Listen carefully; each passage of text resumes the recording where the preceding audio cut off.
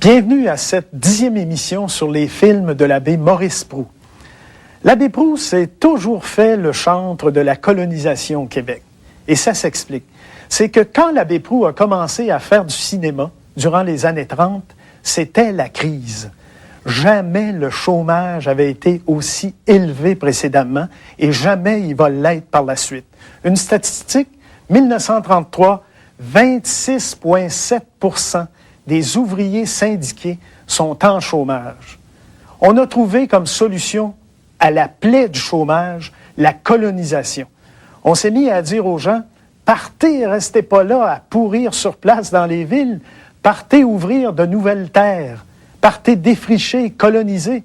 Et c'est par train que ces gens-là partaient. Souvent, il y avait des surprises un coup rendu là-bas, mais en tout cas, beaucoup d'ouvrages les attendaient. En particulier, d'abord et avant tout, le défrichement. Et aujourd'hui, je vous présente un film de l'abbé Proulx sur la lutte aux souches, les grandes ennemies du colon. Parce que le colon rendu sur place, qu'est-ce qu'il doit faire? C'est d'abord de couper les arbres et après ça, dessoucher. D'abord à bras d'homme ou encore avec le cheval ou le petit bœuf.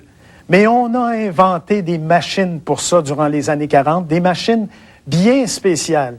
Et nous allons voir que l'arrivée de ces machines-là a donné aux colons tout un coup de main. Et pour l'abbé Proulx, il faut le voir suivre ces machines-là, je vous dis, dans des savanes, dans des milieux complètement perdus. Il faut le voir, et en tout cas, il faut l'imaginer, sa caméra sur l'épaule. Ça, c'est un de nos deux films aujourd'hui. Le deuxième va porter sur la formation professionnelle des jeunes. C'est un sujet qui est encore d'actualité.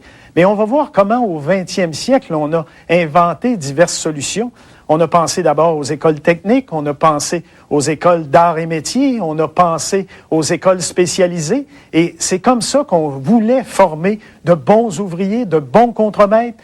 Notre deuxième film va vous dire ça. Je vous en reparle dans quelques instants. Le défrichement motorisé, c'est le titre du premier film de l'abbé Proulx aujourd'hui. C'est un film technique, bien sûr, parce qu'on s'en va voir comment on doit faire la lutte aux souches. Et il faut placer le film dans le contexte de l'époque.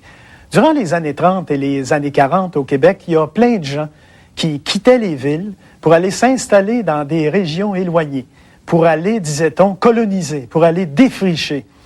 Et qu'est-ce que les gens faisaient en arrivant sur place? D'abord, il fallait faire de la terre. Donc, on coupait les arbres. Et là, au malheur, ce qui les attendait, c'était une mer de souches. Et quoi faire avec ça? Au début, on les brûlait, on essayait des couper, des arracher avec les chevaux, avec les bœufs. Vous avez des souches chez vous, ça vous cause bien des embarras. Vous allez voir qu'avec les outils que l'abbé Proulx a vous proposer, vous allez en venir à bout rapidement. Voici que le bélier mécanique s'amène pour remplacer le cheval impuissant. Aujourd'hui, la machine fait le bonheur de l'abbé Proulx, quand ailleurs, il la décriait. Vous partez, voici les outils que vous devez apporter avec vous en territoire de colonisation. Ce film-là de l'abbé Proulx, c'est une véritable leçon de colonisation durant les années 40, à l'époque où plein de gens encore quittaient la ville pour aller dans des terres nouvelles. Proulx était avec eux, il les suivait avec sa caméra. Et voici ce film-là. Il est intégral et vous allez sans doute reconnaître le narrateur. Il s'agit de Miville Couture. La souche, depuis toujours, a été le grand obstacle contre lequel s'est buté le défricheur. Non seulement elle retarda la transformation du colon en cultivateur, mais encore elle fut la cause de bien des découragements et empêcha maints établissements de produire assez tôt pour assurer la subsistance d'une famille qui s'agrandissait plus vite que les guérets. Certaines souches résistaient plus de 10 ans, gênant, empêchant même les façons culturales, labour, égouttement, mécanisation. Il fallait pourtant les tolérer jusqu'à ce qu'elles fussent assez désagrégées pour que l'extirpation en fût possible.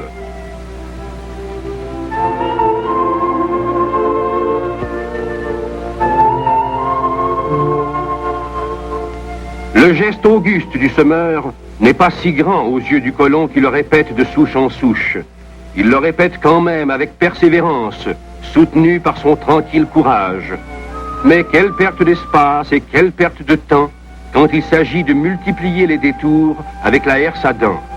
En dépit d'un travail plus grand, le colon ne peut espérer plus de 25% du rendement. Heureusement, le courage trouve bientôt tout de même sa première récompense, car la terre neuve rend bien au stage d'abattis. Mais la difficulté demeure, bien plus, elle se multiplie lors de la récolte.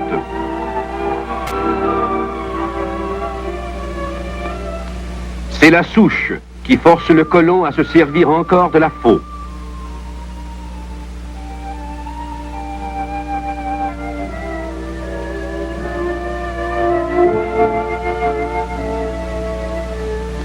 Ce gaillard-là se fait des bras, et s'il frappe une souche, eh bien, un sourire vaut bien un juron, n'est-ce pas?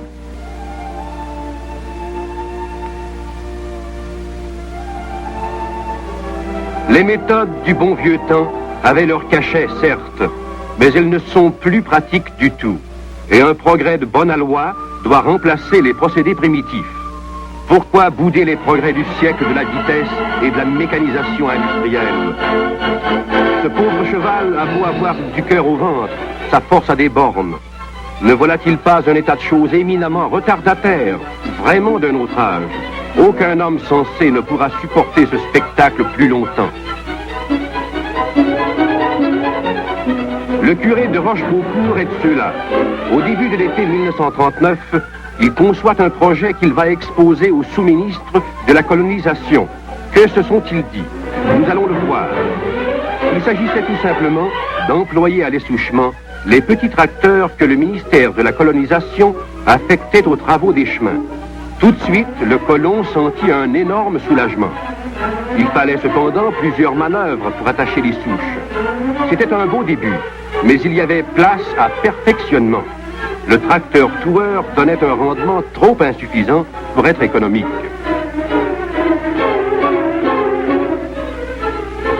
Le tracteur à chenilles, muni d'un bélier, lui succéda.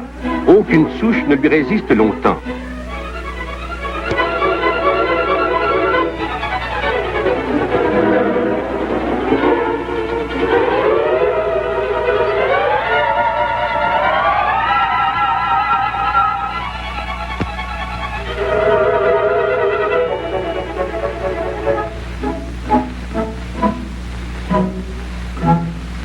Profondément enracinées, les souches sont l'image de l'attachement des Canadiens français à la terre québécoise.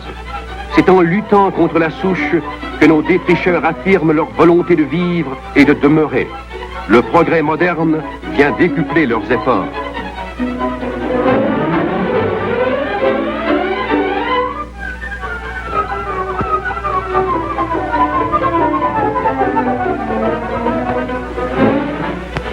Le colon sourit malicieusement au bon tour qu'il joue à l'ennemi séculaire.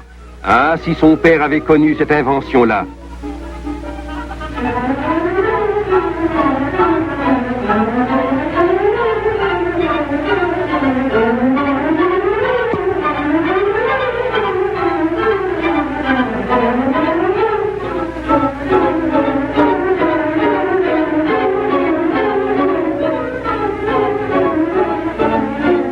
Cette souche mesure 2,5 pieds de diamètre.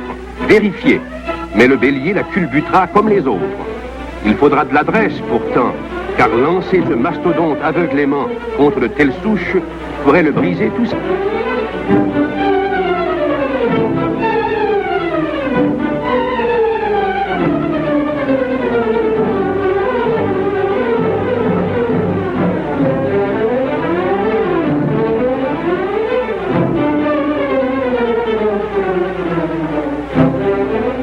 Pour être économiques, ces puissantes machines ne doivent être utilisées qu'à leur plein rendement. Aussi est-il préférable de faire le ramassage par de plus petits tracteurs ou par la traction animale, car pour le bélier mécanique, c'est un jeu d'enfant. Sur un lot de colonisation, c'est de la vie qu'il faut.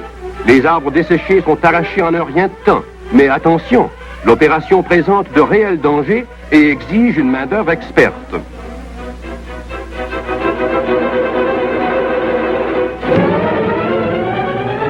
Quelle moderne chasse-galerie fait ainsi se promener la tête des arbres? C'est la régaleuse ou bull grobbler. Les grands arbres même tombent drus comme mouches. Le monstre d'acier balaie tout sur son passage.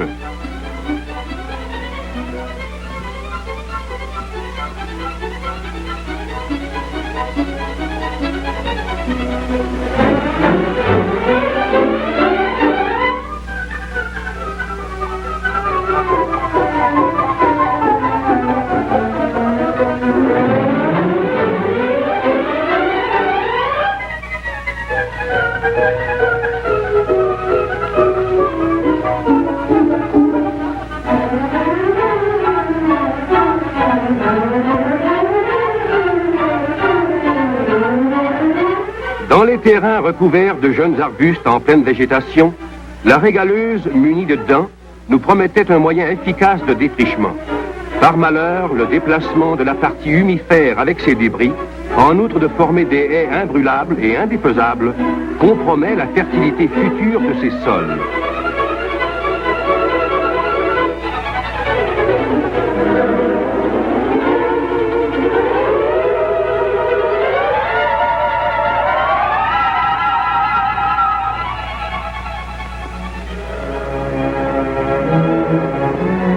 La conservation des sols étant le problème capital, on opère maintenant de telle sorte que les dents de la régaleuse n'enlèvent qu'un minimum d'humus.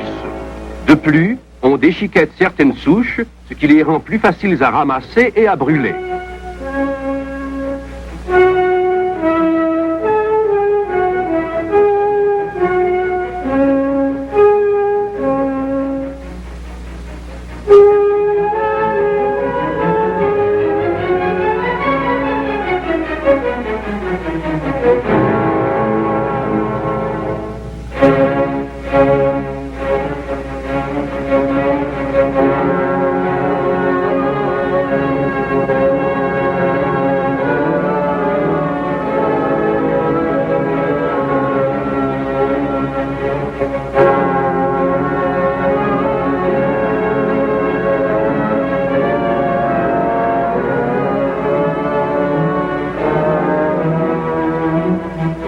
Quand la régaleuse a passé, il ne reste plus qu'à recueillir à l'aide d'un cheval les débris que l'on empile pour l'abattis.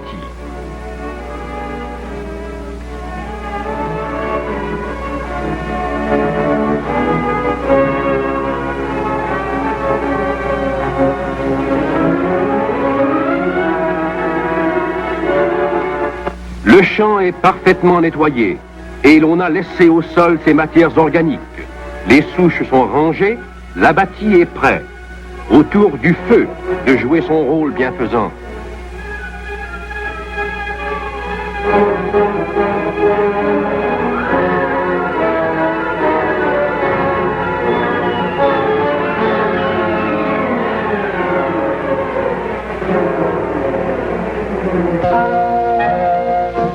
Nous venons de voir que les souches ne sont plus le cauchemar du colon qui profite du défrichement motorisé. Mais il y a un autre encombrement parfois très sérieux, ce sont les pierres.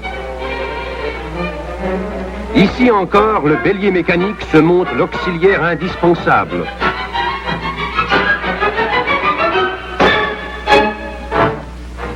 Toute sa puissance est mise à l'épreuve quand il s'attaque à des masses de plusieurs fois son poids. Les grosses pierres sont des nuisances permanentes.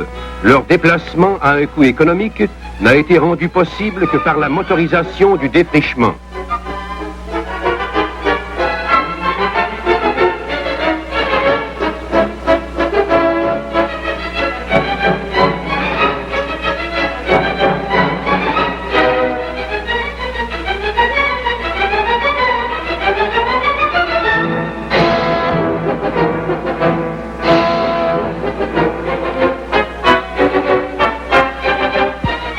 Souvent, la force mécanique est doublée par l'habileté de l'as aux commandes qui fait donner la machine à la limite de sa force sans risque de bris.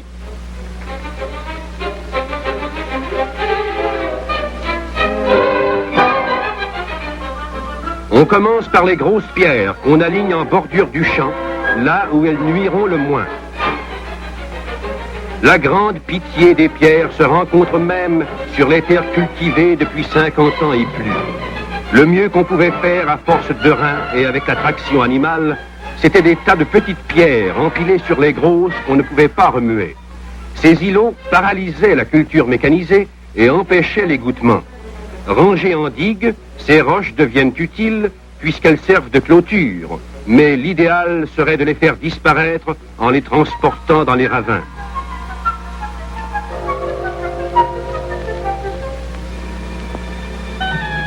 Voyons maintenant ces centaines de milliers d'acres de savane sur terre arable où l'emploi de la petite charrue s'est révélé inefficace, parce qu'elle ne pouvait en faire l'égouttement ni en retourner la mousse pour atteindre le sous-sol fertile.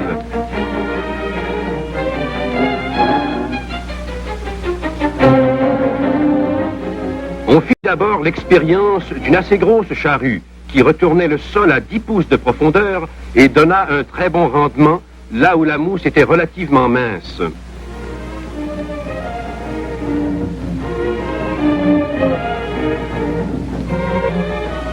C'était la débroussailleuse ordinaire, avec coutre roulant, qui ne diffère des autres que par sa capacité plus forte. Cet instrument tourne une raie de 10 pouces de profondeur par une vingtaine de pouces de largeur, ce qui permet de mêler quelques pouces de mousse avec le sous-sol. Cette couche huméfiée que le labour rend productive constituait une richesse inexploitée. Les résultats de ce travail démontrent qu'en augmentant la capacité de la débroussailleuse, il serait possible de récupérer des étendues encore incultes et cependant d'une fertilité exceptionnelle. C'est d'ailleurs le cas particulier de l'Abitibi, où le sous-sol à 15 pouces de profondeur est d'une grande richesse inutilisée jusqu'ici. L'expérience de la charrue profonde révéla que non seulement on pouvait aller chercher le sol arable à 1 pied de profondeur, mais encore qu'on faisait l'égouttement. On essaya une charrue plus grosse, avec les mêmes résultats probants. Cette charrue peut tracer un sillon de 15 pouces par 30.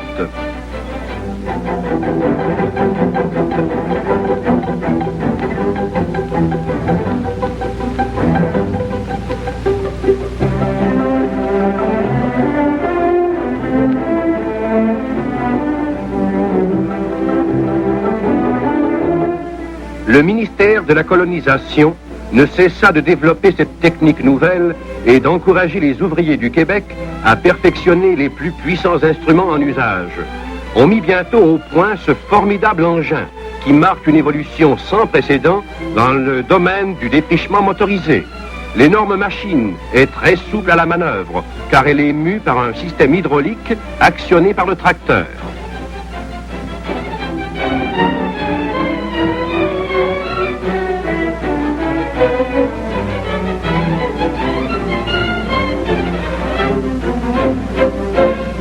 Avec cette méthode, on n'a plus besoin de recourir au brûlage des débris de surface qui risquaient de détruire en même temps que la mousse trop de matières utiles.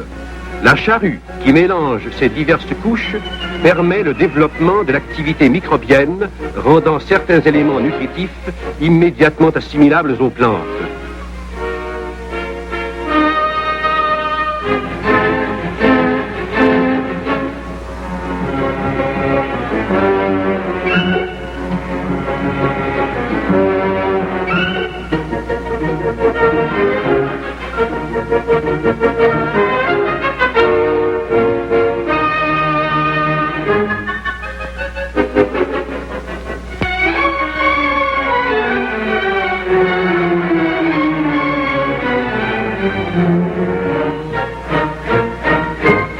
L'engin, tiré par 2 tracteurs de 70 forces chacun, pénètre aisément dans un jeune boisé.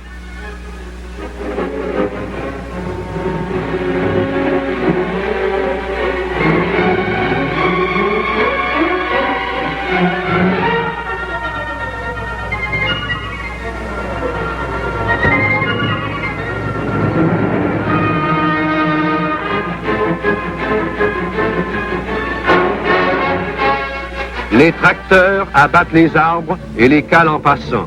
L'utilisation d'une scie mécanique pour couper les arbres avant le passage de ces instruments est à l'état d'expérience. Les arbres jusqu'à 5 pouces de diamètre s'inclinent sans résistance.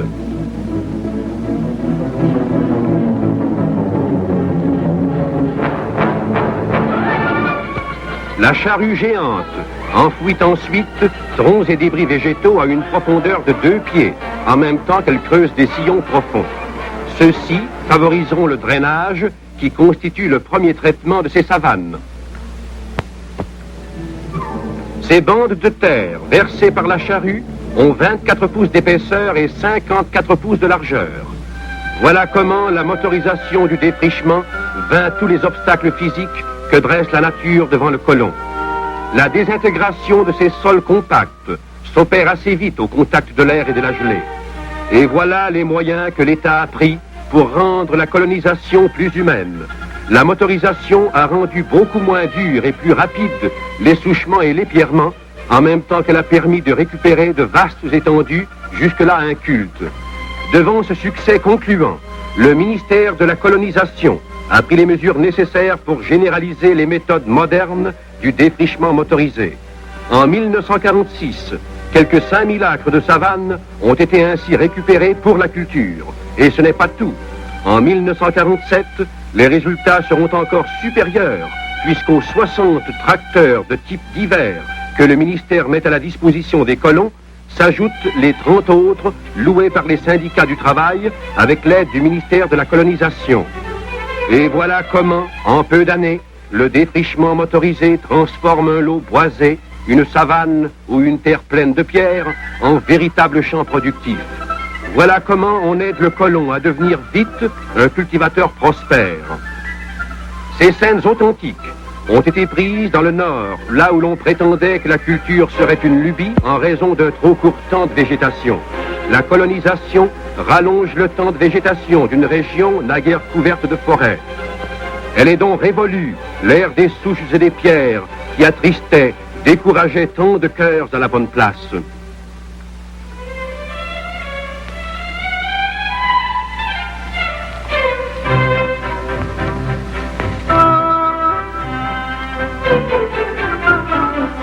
C'est tout un rang, toute une paroisse qui voit le jour et s'organise. Le ministre de la colonisation avait bien raison de s'écrier « Colonisation, œuvre de vie ». Oui, œuvre grandiose, œuvre essentielle des Canadiens français, œuvre continuée de leurs héroïques pionniers, prise de possession d'une terre neuve par un peuple jeune, réservoir où la race se retrempe et se renouvelle, œuvre qui fait la patrie toujours plus grande et toujours plus forte.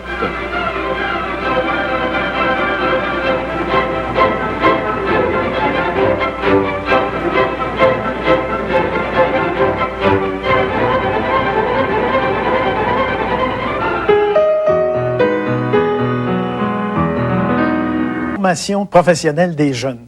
C'est encore d'actualité d'ailleurs aujourd'hui, mais il n'empêche que pendant longtemps au Québec, il y avait une sorte de cul-de-sac à la fin du cours primaire. C'est-à-dire qu'on pouvait choisir, si on était le moindrement riche, de faire son cours classique, sinon on se retrouvait à faire le cours secondaire. Or, le cours secondaire ne menait à peu près à rien. C'est-à-dire qu'on n'était pas assez qualifié à la fin d'un cours secondaire pour occuper un emploi intéressant. Et c'est comme ça qu'on en est venu à ouvrir des écoles techniques en 1907, à Montréal et à Québec. Et après coup, on les a multipliées. On a même ouvert des écoles d'arts et métiers, si bien qu'au fil du temps, on en est venu à enseigner 70 spécialités différentes.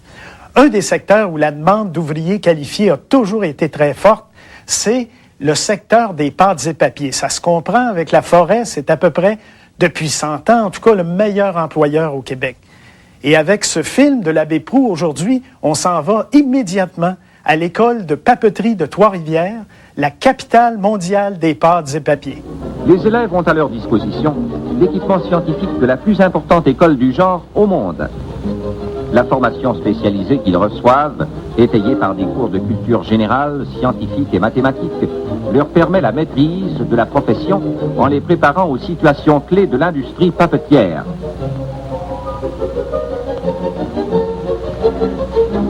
Évidemment, la première feuille de papier n'est pas parfaite. Elle est trop ci ou trop ça. C'est du papier. Un bon commencement. D'autres études, d'autres travaux de recherche suivront. Et puis viendra la thèse obligatoire pour l'obtention du diplôme. La thèse, bientôt tu pourras l'écrire sur ton propre papier, fait de tes propres mains.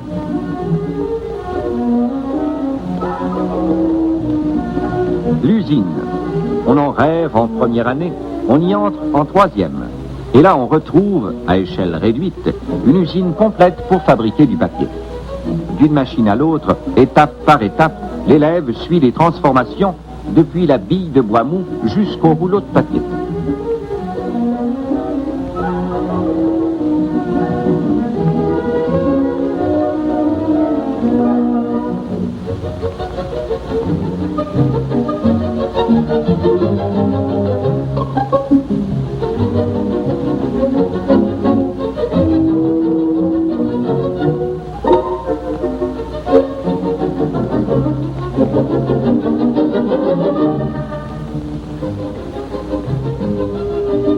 Sur ces machines proportionnées aux exigences des travaux pratiques, l'élève met son savoir à l'épreuve et travaille avec exactement le même matériel qu'emploient les usines fabriquant la pâte et le papier.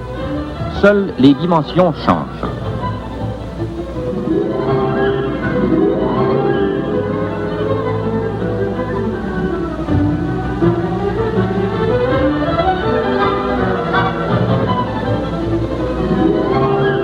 Le ministère du Bien-être social et de la jeunesse a consacré quelques 2 millions de dollars à la construction et à l'équipement de cette école, située au Centre mondial de la production du papier journal.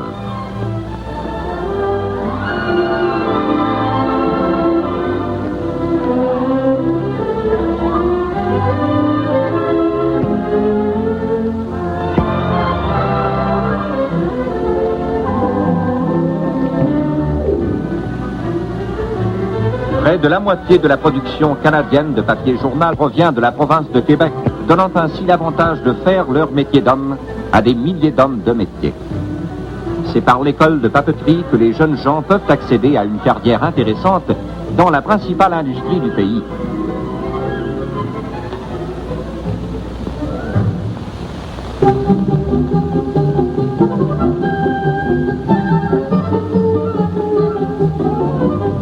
Le papier manufacturé, il reste à en faire des livres, des journaux et autres imprimés. L'École des arts graphiques à Montréal et les cours d'imprimerie donnés à Québec forment des artisans spécialisés.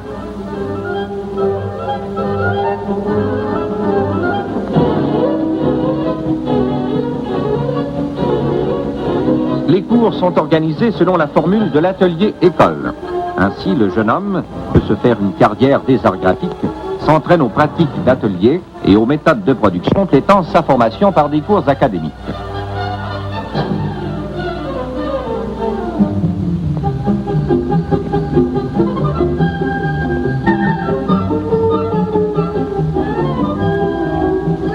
En première année, les élèves font un stage de 5 semaines dans chacun des ateliers de l'école. Ils s'initient alors aux principales branches des arts graphiques et constatent la relation qu'elles ont entre elles. Ainsi, ils peuvent mieux choisir le domaine particulier dans lequel ils désirent se spécialiser.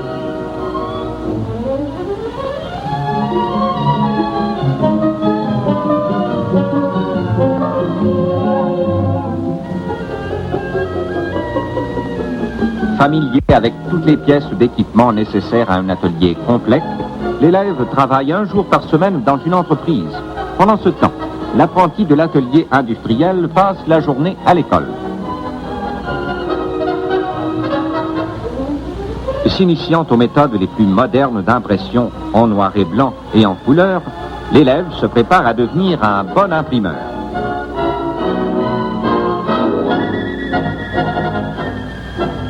L'élève peut aussi, s'il le veut, apprendre à habiller ses plus beaux travaux. Un beau livre mérite une belle reliure. Un beau livre mérite donc un bon relieur. Voici un métier où s'allie la technique de l'artisanat et le goût sûr de l'artiste. L'École des arts graphiques s'efforce de développer chez ses élèves le sens artistique, tendant à leur apprendre une technique solide. Elle tient à ce qu'ils la mettent au service du beau.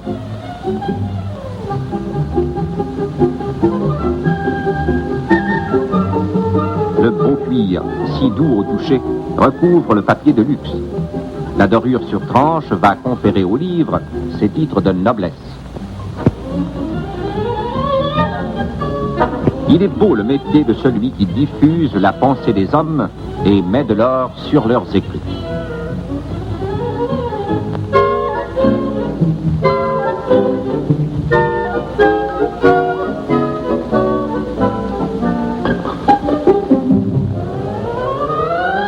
Comme les arts graphiques, les textiles sont devenus une science industrielle.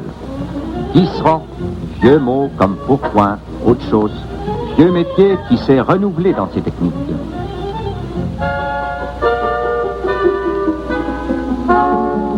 Les mots anciens sont restés, fuseau, navette, mais la machine et l'électricité sont entrées à l'usine.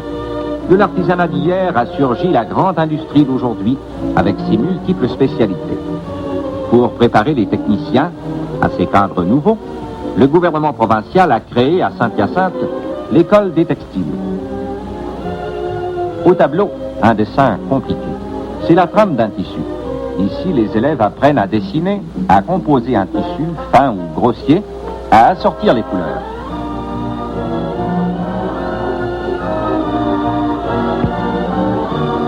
La science moderne a inventé des appareils pour mesurer la résistance des tissus.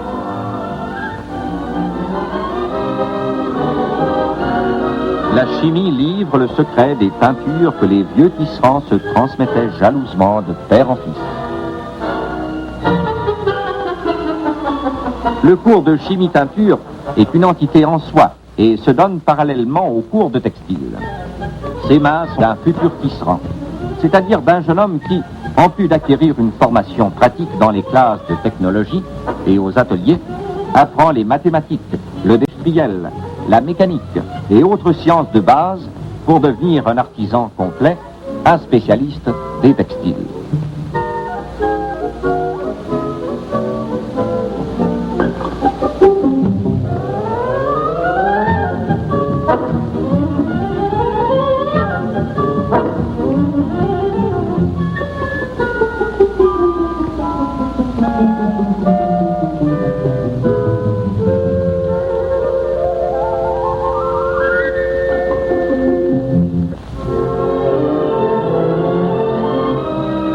De la fabrication des textiles, passons à celle des vêtements. Haute couture, mode, confection. Telles sont les matières au programme de la section du vêtement féminin à l'école des métiers commerciaux située à Montréal. Dans la grande variété des métiers qu'elle enseigne, l'école prépare ses élèves à l'entreprise privée. La plupart des voies qu'elle ouvre se prêtent bien à l'organisation d'établissements commerciaux.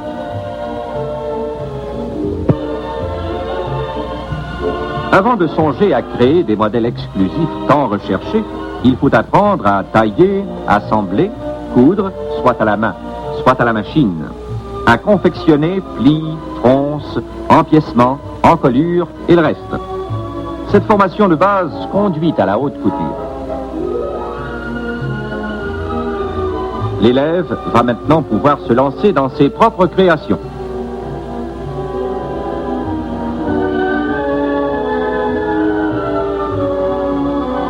L'idée devient dessin, premier stade. Croquis, composition, histoire du costume favorisent l'inspiration.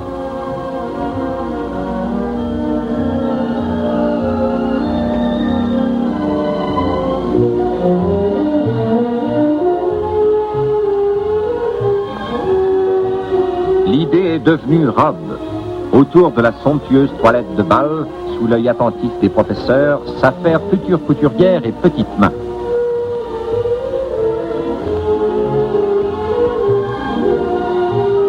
Une femme chic recevra des compliments flatteurs sur sa belle robe, une création de haute couture, le devoir bien fait des étudiantes de l'école des métiers commerciaux.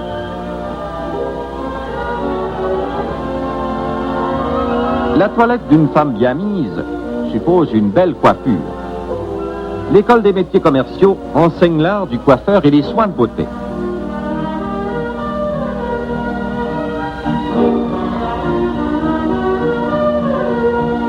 Messieurs, ne vous inquiétez pas. Peinture permanente, commole, mise en pli ne sont pas des tortures. Et vous êtes les premiers à en admirer le résultat.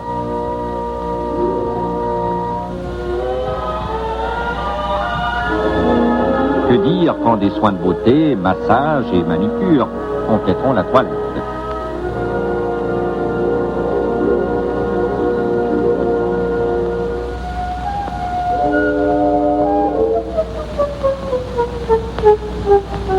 Dans une section voisine, des petits riens qu'on agence avec goût, chapeau féminin.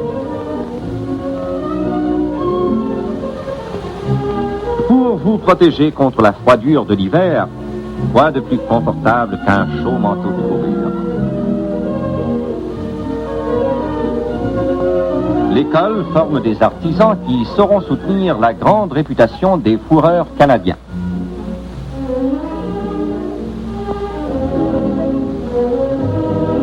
À votre tour, messieurs. Savez-vous qu'il faut 2 ans pour apprendre à confectionner vos complets et paletots? L'élégance n'est donc pas l'apanage exclusif du beau sexe.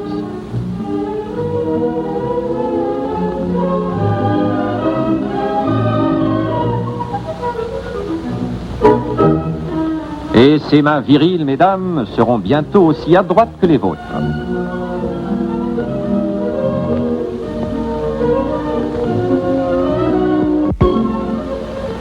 Figaro fut célèbre sans école de barbier. Mais comme tout le monde n'est pas Figaro, et parce que tous les hommes ont de la barbe et, pour un certain temps du moins, des cheveux, il se donne à Québec et à Montréal des cours de coiffure masculine auxquels s'inscrivent parfois même des jeunes filles.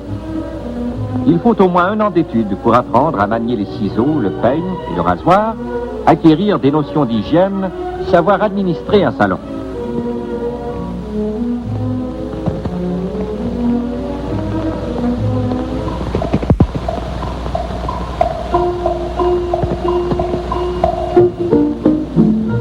Notre siècle de vitesse exige la ponctualité et la mesure du temps est une technique de précision. L'on ne s'improvise pas horloger, on le devient par des études appropriées.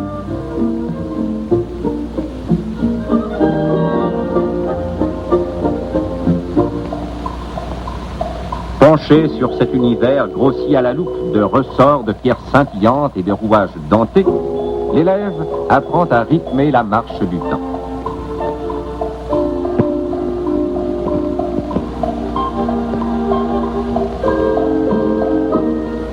Trois fois par jour, le temps nous ramène à table. Il est important, celui qui règne sur les fourneaux, sur les casseroles, et qu'on appelle chef. La réputation d'un bon hôtel dépend en partie de sa cuisine. L'École des métiers commerciaux contribue par ses cours de cuisine professionnelle au bon renom des plats du Québec.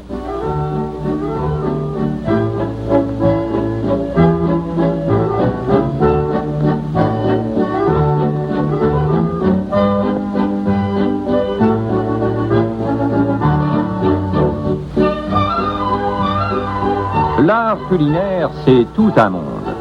Aussi, boulangerie et pâtisserie constituent un cours distinct. Mettre la main à la pâte, c'est vraiment un métier.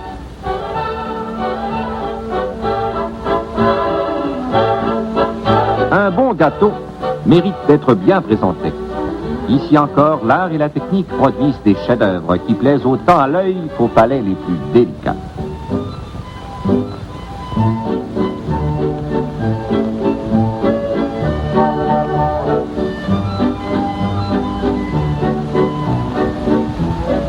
Au sujet des bonnes choses qui se mangent, jetant un coup d'œil dans l'atelier de confiserie de l'École des métiers féminins, également situé à Montréal.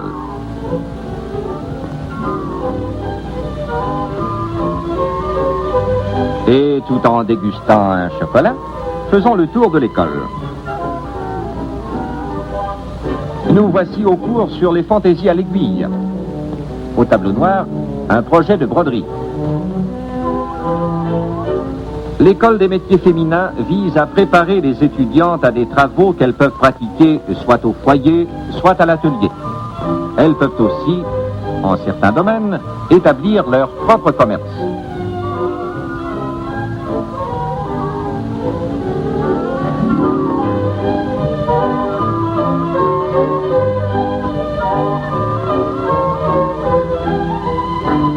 Ainsi, au cours sur les fleurs naturelles, ces dames apprennent à confectionner bouquets et tribus floraux.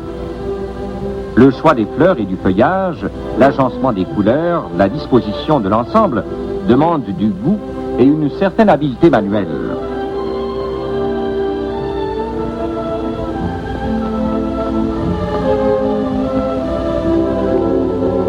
même talent s'applique aux fleurs artificielles. Mais avant d'apprendre à les ordonner, il faut savoir les fabriquer.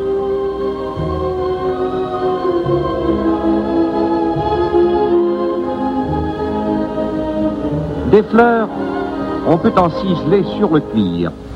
Dans ce domaine, l'école des métiers féminins ne tend pas à former des spécialistes pour l'industrie, mais permettent à ses élèves d'occuper leur loisir à un passe-temps rémunérateur.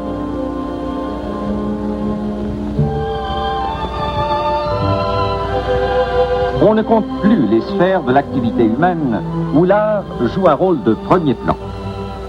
L'ameublement lui fournit une autre occasion de se manifester.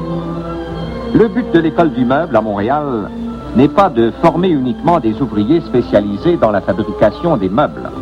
Elle s'efforce aussi de faire de ses élèves des artistes capables d'apprécier une composition, de créer de nouvelles lignes, de réaliser à l'occasion leurs propres œuvres.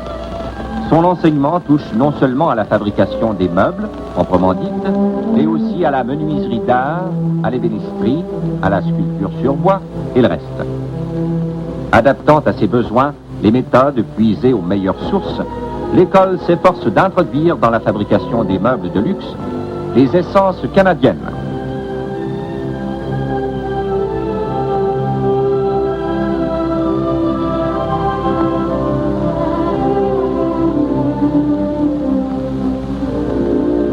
Que ce soit au cours d'artisanat, d'apprentissage ou aux cours spéciaux, on retrouve dans l'enseignement de l'école du meuble le même souci, inculquer à l'élève le goût et l'amour du beau travail bien fait.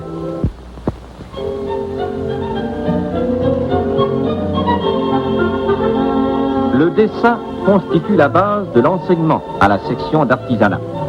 L'ensemble des cours, d'ailleurs, prépare les élèves à la création et à l'exécution des pièces d'ameublement.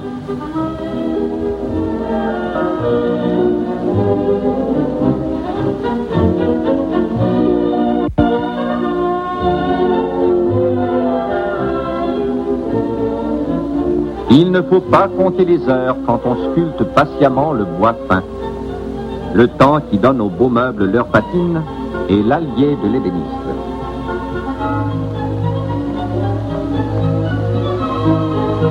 La garniture des sièges occupe une place de premier plan au programme. Après leurs études, les élèves obtiennent le certificat de tapissier garnisseur.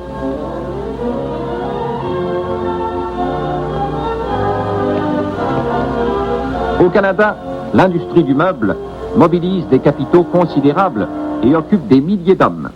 Ainsi apparaît nettement la nécessité de former une élite d'artisans habiles et consciencieux. De plus, la fabrication des meubles exclusifs fournit aux diplômés un champ d'action intéressant.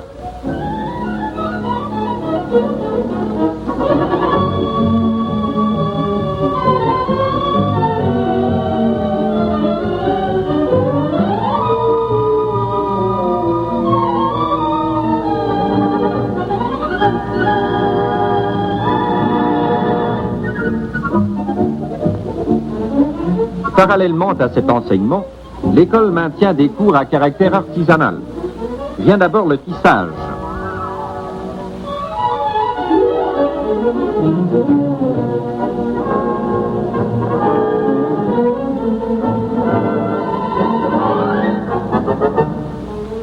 Magie des fibres qui s'entrecroisent sur le métier, travail créateur de l'élève.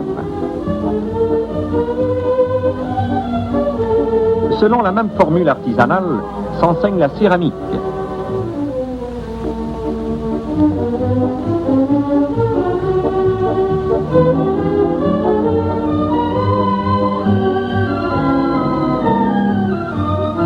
Magie de la matière qui prend forme sous les doigts habiles de l'artisan.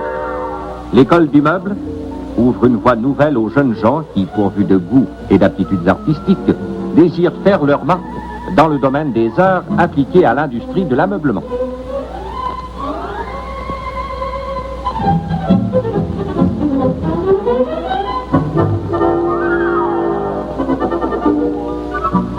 Certes, la décoration d'un foyer invite à la vie d'intérieur, mais les modernes ont rendu les déplacements indispensables. le nombre de véhicules moteurs augmentant sans cesse exige des travailleurs versés dans leur réparation et leur entretien. Le ministère du Bien-être social et de la jeunesse maintient 2 écoles de l'automobile, l'une à Montréal, l'autre à Québec, et dispense un enseignement similaire dans une douzaine de ces autres écoles. L'élève apprend la réparation et la mise au point de tout le circuit électrique et sa relation avec les autres organes du véhicule.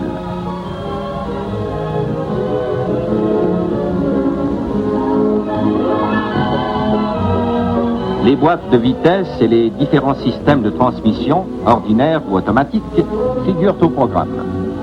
Les élèves peuvent également s'inscrire à des cours sur la réparation des carrosseries, le débosselage et la peinture.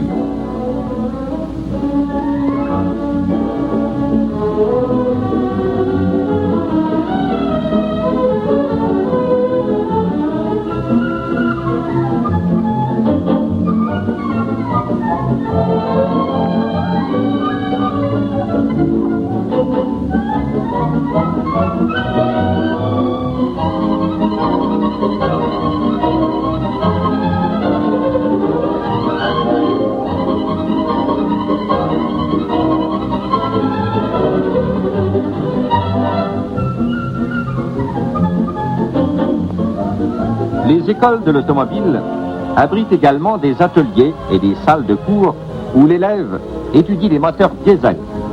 Ici, comme dans beaucoup d'autres écoles, l'industrie coopère par le don de certains appareils nécessaires aux travaux pratiques.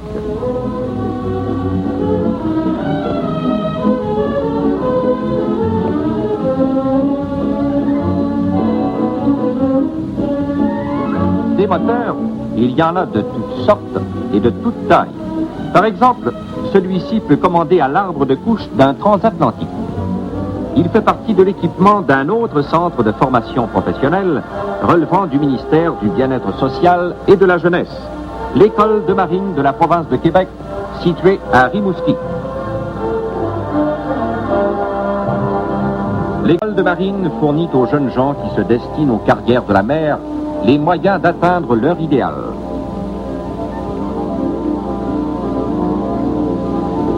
Par son cours de navigation, elle prépare des officiers de pont entraînés à la manœuvre générale des bâtiments et bien au courant de leurs responsabilités à l'endroit des passagers, de l'équipage et de la cargaison.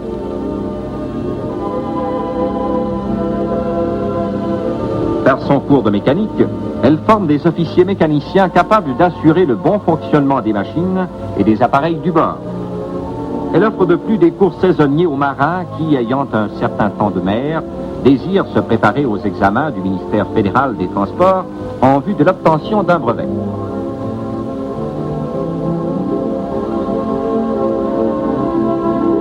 L'école de marine est la seule du genre au Canada à posséder son propre vaisseau d'entraînement. Chaque été, le Saint-Barnabé quitte le quai de Rimouski. C'est le début d'une croisière obligatoire pour tous les élèves.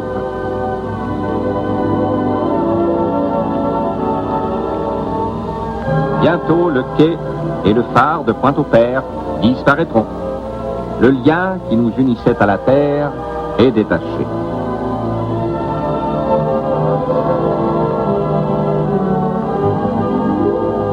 Comme monte le drapeau, monte l'appel du large.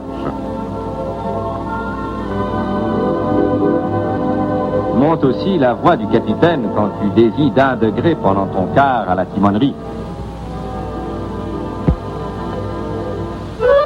Monte la voix du lieutenant qui ordonne « Frappe !»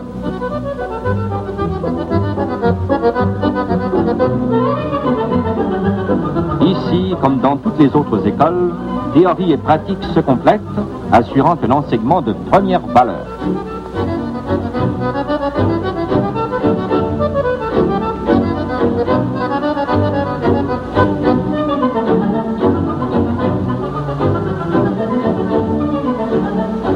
Exercice de sauvetage.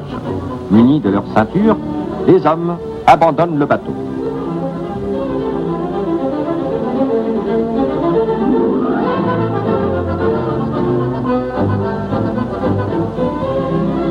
En attendant la fin de la manœuvre, frotte, marin.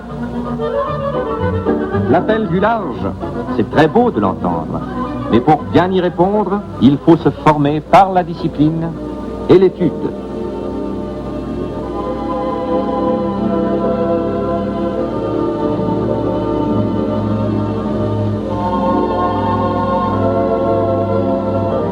Il en est ainsi de l'avenir. Pour préparer la génération montante aux tâches qui l'attendent, le ministère du Bien-être social et de la Jeunesse se préoccupe de l'orientation des jeunes, donne chaque année des milliers de bourses d'études, maintient un bureau de placement pour les diplômés de ces écoles, offre l'avantage d'une formation spécialisée grâce à ces écoles techniques, d'arts et métiers et spéciales, grâce aussi à ses cours post-scolaires et par correspondance. Par cet enseignement professionnel, les jeunes ont maintenant l'occasion de participer pleinement à l'essor industriel du Québec et de profiter des avantages qui en résultent.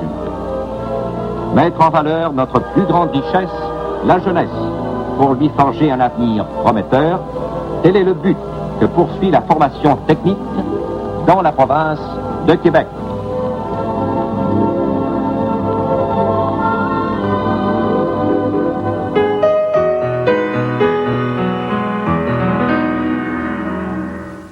L'abbé Maurice Proulx a déjà dit que toute sa carrière de cinéaste avait été une merveilleuse aventure et que tout le long, il avait eu le sentiment de s'amuser. C'est ça, l'abbé Proulx. Des films sur à peu près tout, des images uniques, des témoignages de quelqu'un qui y prenait plaisir. On le sent dans chacun de ses films, qu'ils soient éducatifs, religieux, scientifiques ou simplement touristiques et sportifs.